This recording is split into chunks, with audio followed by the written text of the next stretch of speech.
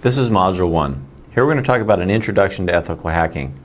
If you remember from the overview, I said that what's really important, the most crucial part that I want to remind you all the time, it's our methodology of hacks, of being able to attack, test, and penetrate into a network. So throughout the rest of this course, when we start looking at all of these different tools and all of these different methods, I want you to remember in this module, what was the methodology, what was the plan? So first we're going to talk about what we're going to overview in this particular chapter or module. First, we're going to understand what the importance is of security. I'm sure you already have an idea that it's important for your networks to be secure. We're going to talk a little bit about that.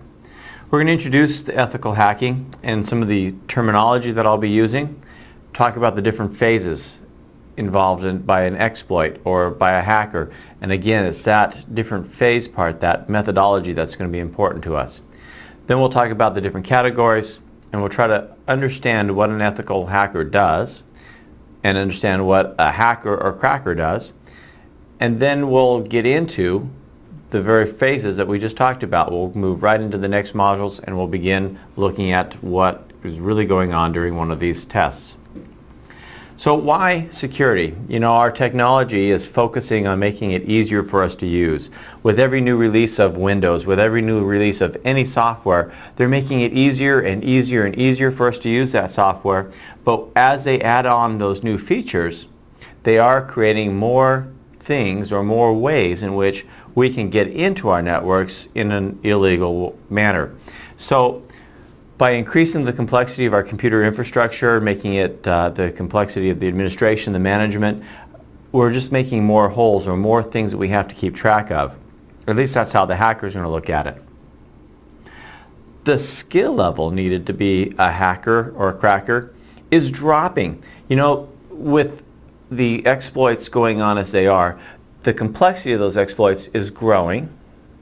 The tools are being created as a GUI right in front of your desktop. You just click on kill this computer and you don't even have to understand what's going on behind the scenes, just that you put in the name of a website, you clicked a button that said kill, works. So the skill level is going down for those people who are doing those attacks. They don't need to know about our networks like we used to. Obviously, there's a direct impact if you have a security breach into your company. You know, you could lose customers because of fear if you were dependent on e-commerce and lost a couple million credit card numbers. People aren't going to be so comfortable in doing business with you. If you're a bank and somebody loses money, they lose their funds, you know, it goes on from there. There are a lot of reasons that we want to have security because they can have a direct impact on our business. And of course now so much of this world is becoming online that our network environment is growing. We have people that are working from home. We have network-based applications that we connect to from our office. So what I'm getting at is that there really can be a problem with security, or really a lot of places in which we need to consider security that we might not have done even 10 years ago.